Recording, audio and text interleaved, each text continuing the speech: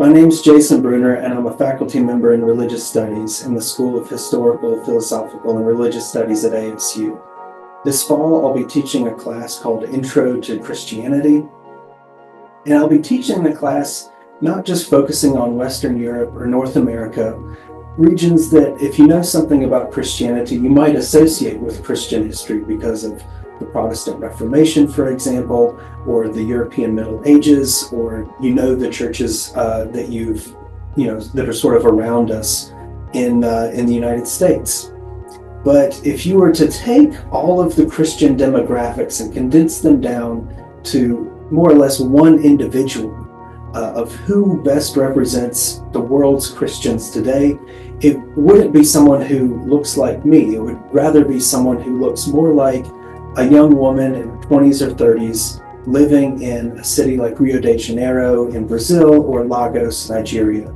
That's because about 3 out of every 4 Christians today lives in Latin America, Sub-Saharan Africa, Asia, or the Pacific Islands. And this is a massive difference from what we might see even about 100 or 120 years ago, when most of the world's Christians lived in Europe and North America.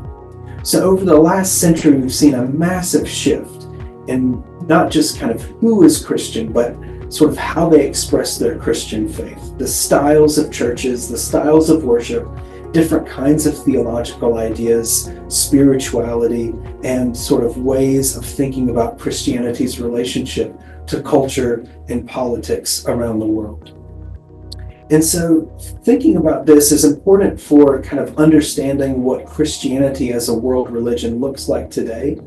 But we also need to think about this historically, because there have been Christians in these regions for hundreds and hundreds, and in some places, thousands of years.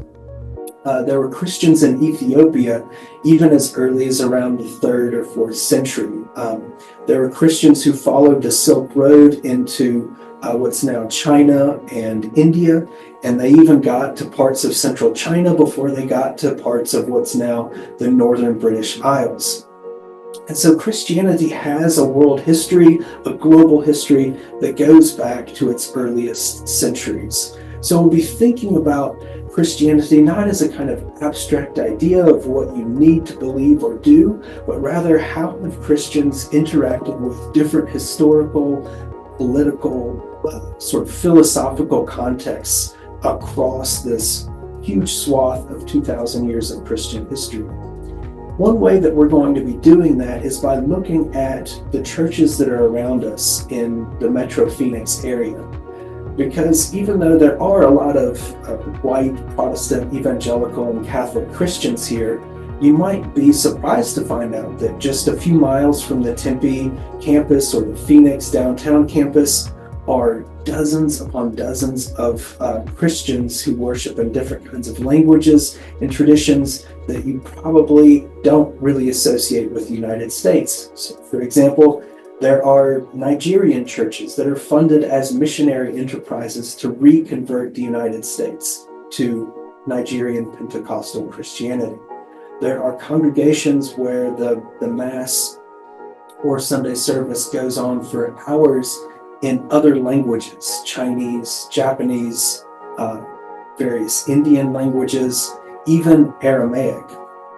So this kind of diversity, which we see sort of all around the world geographically, is also in places like Phoenix, which have a lot of people migrating to them.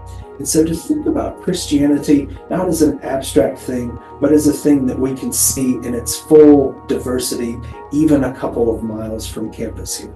So I hope you'll join me as we look and read and think about these things together this fall.